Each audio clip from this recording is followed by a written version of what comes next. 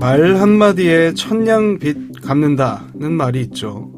아무리 어려운 상황일지라도 말 한마디에 상황이 달라질 수도 있다는 뜻 담고 있는데요. 이 말 뒤집어 생각해보면은 말 한마디에 더 이상 나빠질 것도 없어 보이던 상황이 더 악화되는 그런 일도 가능하다는 뜻일 겁니다. 바로 이 상황처럼 말이죠. 자, 조용히들 하시고요. 변호인 말씀하세요. 존경하는 재판장님, 피고인이 음주운전을 하다가 사고를 낸 것은 분명 잘못입니다. 하지만 사고 현장은 편도 2차선 도로 가운데 1차선에서 일어났습니다. 도로교통법상 오토바이는 1차선으로 다니지 못하게 돼 있는데 당시 피해자는 오토바이를 타고 1차선에 있다가 사고가 발생했습니다. 그러니 만약 피해자가 도로교통법을 준수해 2차선으로 달렸다면 이 사고는 발생하지 않을 수도 있다는 이야기입니다. 야! 사람 죽이고도 뻔뻔하구만! 조용히들 하시라니까요. 조용히들. 변호인, 더 할 이야기가 없습니까? 네, 재판장님, 감사합니다.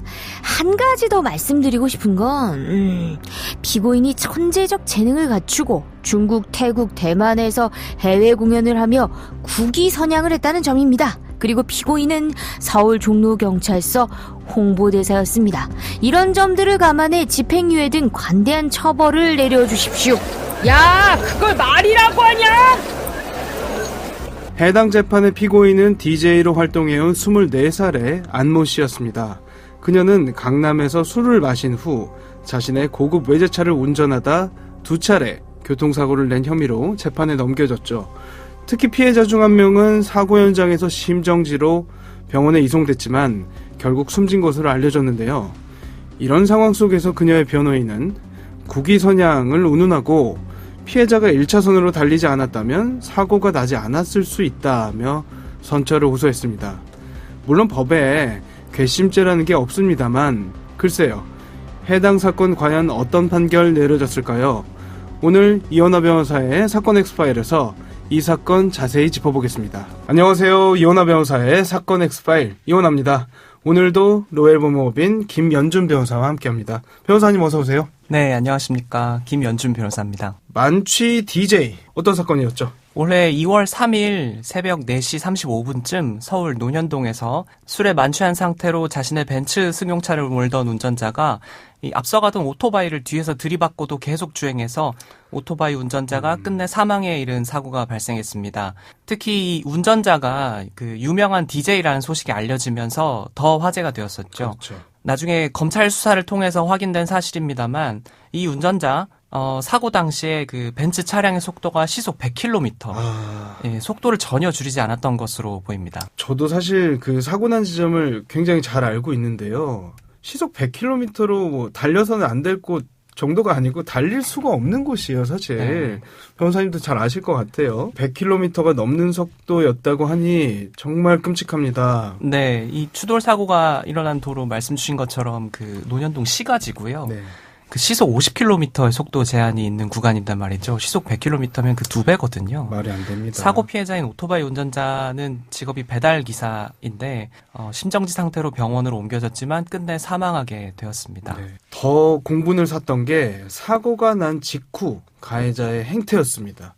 자신의 차에 치인 오토바이 배달 기사를 구호 조치도 안 하고 자신의 강아지만 끌어안고 있었다. 이런 목격담들이 네, 전해졌잖아요. 이게 혹시 진짜였습니까? 이 사고 직후에 사고 운전자가 차에서 내린 다음에 반려견을 끌어안고만 있고 오토바이 운전자에 대해서는 뭐 별도로 구호 조치를 전혀 하지 않아서 결국 주변에 이제 몰려들게 된 다른 시민들이 구호 조치를 했다는 목격담이 전해졌습니다. 맞습니다. 나중에 이 가해 운전자는 사고 직후에 그 피해자가 보이지가 않았고 또 자기가 사람을 쳤다는 사실을 인지하지 못했다. 그래서 많은 사람들이 이제 차 주변으로 모이고 또 강아지가 너무 짖어서 시끄러우니까 강아지를 안고 있으라 이렇게 얘기해서 강아지를 안았다 이렇게 해명을 했거든요.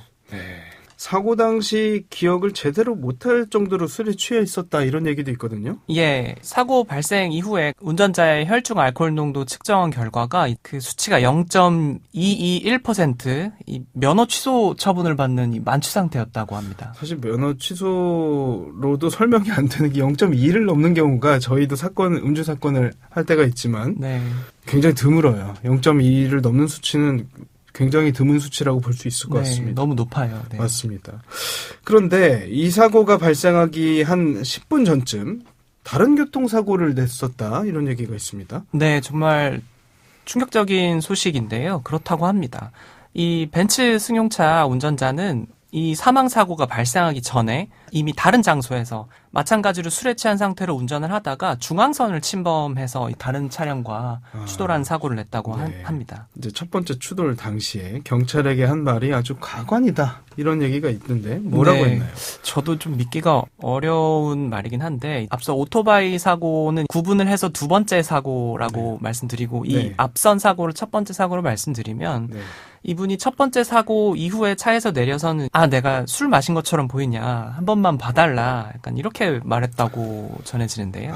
이 사고 같은 경우에도 피해자가 있었을 것 같은데 혹시 다치진 않았습니까? 네, 이 앞선 사고 1차 사고의 경우에도 피해 차량 운전자 당연히 있었고 또 고통을 호소했던 것 같아요. 이렇게 되면 어떻게 벤츠 운전자 DJ가 곧바로 1차 사고 이후에 다시 운전을 해서 주행을 하다가 또 2차 사고까지 일으키게 된 거냐. 그렇죠. 또 1차 사고에서도 그러면은 뺑소니 한 거 아니냐.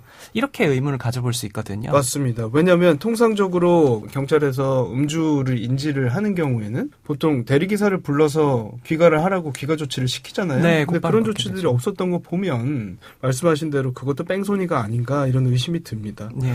그런데도 재판에서 뺑소니 혐의는 부인한 모양이던데요. 네, 그렇습니다. 좀 더 말씀드리기 전에 우리가 흔히 교통사고를 내고 이제 도망친 경우, 도주한 경우를 일반적으로는 뺑소니라는 표현을 사용하는데요. 이 부분을 조금 더 엄밀하게 따져보겠습니다. 이 도로교통법에 따르면 교통사고 발생할 시에 운전자가 반드시 해야 될 조치가 있습니다. 이제 즉시 차량을 정차해서 사상자가 있을 시에는 구호 조치를 취해야 되고 또 사고 피해자가 있는 경우 피해자에게 인적사항을 제공해야 되는데요. 그렇죠. 이러한 조치를 하지 않으면 도로교통법상 사고 후 미조치 죄가 돼서 처벌 대상이 됩니다. 또 그 중에서도 이제 상해나 사망사고 같은 인명사고가 발생했을 때 우리가 줄여서 인피사고라고도 하죠. 네. 교통사고를 낸 사고 운전자가 이렇게 사고를 내고 앞서 말씀드린 구호조치 등을 하지 않은 채로 그렇게 도주한 경우에는 특가법상 그렇죠. 도주치상 또는 도주치사죄가 됩니다. 네. 도주운전자가 되는 거죠. 이때 우리가 좁은 의미의 뺑소니라고 이해하시면 될 것 같아요. 이렇게 인명사고를 내고 미조치하고 도주한 도주 차량 운전자는 특정범죄 가중처벌법, 특정범죄 가중법이 적용돼서 굉장히 매우 무거운 벌을 받습니다. 네. 가해 운전자 측 변호인은 1차 사고와 관련해서요. 피고인이 이제 정차한 후에 피해자에게 다가가서 한 6분, 7분간 이야기를 나눴고 또 피해자의 상태를 보았을 때 사고가 난 피고인의 벤츠 차량을 피해자가 직접 촬영한 측면도 있고 네. 또 나중에 보니까 전치 2주 정도의 진단을 받았다는 등 사실상 구호가 필요한 상황이 아니었다. 그러므로 도주 차량죄에 해당하는지는 의문이 든다. 이런 내용으로 변론을 했다고 합니다. 2차 사고, 즉 음주운전으로 인한 사망사고가 발생해서 이 재판을 받게 되었잖아요. 그렇죠. 이 음주운전으로 인한 사망사고 발생할 경우에는 이미 앞서 말씀드렸던 특정범죄 가중법상의 위험운전 치사죄에 해당돼서 무기징역 또는 3년 이상의 징역형이 법정형으로 정해져 있는 마찬가지로 아주 무거운 그렇죠. 죄를 받게 된 상황이거든요. 이런 상황에서 이미 1차 사고 또한 2차 사고와 같은 중범죄로 기소되고 또 유죄가 인정되는 경우에는 두 건의 사고가 경합범으로 처리돼서 합산되는 형량이 이제 감당할 수 없을 정도로 높아지기 때문에 일반인의 시각에서는 좀 너무 지나쳐 보이는 주장이다. 이 말도 안 되는 주장이다라고 무리한 해도 변론. 그렇죠. 네네. 변호인 입장에서는 펼치지 않을 수는 없었을 거다라는 생각은 듭니다. 네. 아무튼 재판에 넘겨져서 최근 1심 재판 결과가 나왔는데 검찰은 15년 구형했습니다만 재판부의 선택은 징역 10년이었습니다. 변호사님, 안모 씨에게 적용된 혐의 봤을 때 10년형 어떻게 보세요? 감정을 떠나서 법의 눈, 그러니까 양형 기준에 비춰봤을 때 중하게 나온 편입니까? 어떻습니까? 예, 그렇죠. 이제 말씀 주셨던 이제 양형 기준이라고 하는 건 대법원 양형위원회에서 여러 유형별 범죄들에게 설정한 양형 기준표가 있거든요. 맞습니다. 그리고 또 일반적으로 통용되는 말처럼 여겨지는 게 검찰에서 몇 년을 구형했느냐, 요걸 기준으로 봤을 때 검찰 구형량의 절반 정도에서 이제 선고형이 결정이 되면은 대체로 뭐 일반적인 경우다. 그렇죠. 이렇게 생각을 하는 그런 통용되는 사고가 있거든요. 징역 15년을 구형한 상황에서 징역 10년인 경우에는 제가 생각했을 때는 어느 정도 일반적인 시각에 비쳤을 때는 그런 무거운 형이 선고된 것으로 보이긴 하는데요. 제 개인적인 감정이나 아니면 이제 일반적인 시각에서 본 거랑 이제 분리를 해서 조금 보자면 피고인 편을 들어주는 것이 이제 변호사의 직업이다 보니까 맞습니다. 주된 형량이나 아니면은 거기에 더해서 징역형 외에 추가된 이 부수 처분이 있거든요. 이 부수 처분과 관련해서는 항소를 고려할 수 있지 않을까. 네. 예. 들으시는 분들 입장에서는 사람이 죽었는데 10년이 뭐가 많냐 하실 수 있지만 그렇죠. 말씀해 주신 것처럼 해당 죄목에서 10년이라는 형량, 상당히 높은 형량이 선고된 것으로 보이거든요. 그런데 피고인이 항소했기 때문에 2심에서는 얼마든지 달라질 수 있다는 점, 이 점도 관건입니다. 네, 그렇습니다. 일단은 피고인이 마찬가지로 항소를 했었고요. 제가 이제 확인해 봤을 때 검사 또한 마찬가지로 그렇군요. 항소를 한 네. 것으로 확인이 됐습니다. 그래서 이 사건의 경우에는 피고인이랑 검사 쌍방이 항소한 경우이거든요. 1심에 비해서 오히려 경우에 따라서는 형량이 더 높아질 가능성도 배제하기가 어려워요. 그리고 피해자의 유족과 합의를 했다는 점이 1심에서는 유리한 양형 사유로 적용이 됐는데 그러한 유리한 양형 사유가 적용됐음에도 불구하고 중형이 선고된 상황으로 볼 수도 있는 거거든요. 네네. 아니 근데 이 사건이 알려지면서 정말 많은 분들이 어이없어했던 부분이요. 변호인의 말이었습니다. 물론 변론 차원에서 아다르고 어다르다고 봐도 조금 그렇더라고요. 변호사님도 보셨을 텐데 네네. 어떤 말들이 특히 공분을 샀던 거죠? 말씀드리기 전에 들으시면서 너무 화내시지 말고요. 예, 크게 4가지 주장이나 발언들을 조금 짚어볼 만했습니다. 첫 번째로는 사고 운전자가 연예 분야에서 천재적인 재능을 갖추고 또 해외 등지에서 공연하면서 국위를 선양했다. 이렇게 천재적 재능. 예, 네. 주장을 했고 또 두 번째로는 피해 차량인 오토바이의 운전자 1차로에서 주행을 하고 있었는데 이제 도로교통법상 오토바이는 엄밀히 따지면 1차로로는 다니지 못하기 때문에 네. 만약에 피해자가 2차로로 주행을 했다고 하면 사고가 발생하지 않을 수도 있었다. 또 마찬가지로 피해 차량이 차로를 변경할 시에 이제 방향 지시등 그러니까 깜빡이를 켜줬다면 사고 운전자 또한 주의를 기울여서 이 사고를 미연에 방지할 수 있었을 것이다. 또 마지막 4번째로 또 피고인이 술을 마신 동기나 경위를 보면 피고인의 직업이 앞서 말씀드렸던 것처럼 연예인으로 이제 업무적으로 도움을 받을 수 있다라는 말을 듣고 방송국 관계자들과 다른 연예인들이 많이 나오는 자리에 갔던 것이다. 이렇게 좀 주장을 펼치고 계셨거든요. 네. 이야기해 주신 것 중에 국위선양이라는 말이 이게 뭐지 좀 황당하다 생각도 드는데 또 법은 다른 거니까요. 네.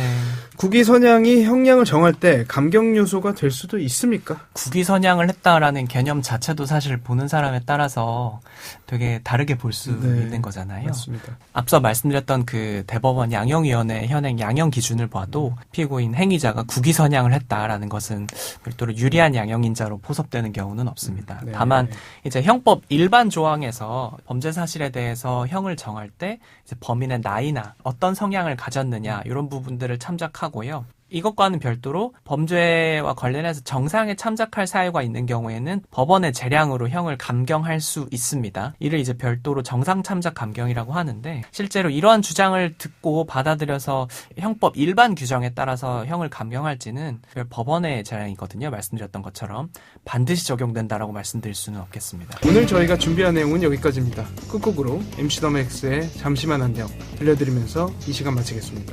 여러분은 모두 변호받아 마땅한 사람들입니다. 사건 X5. 여러분 고맙습니다.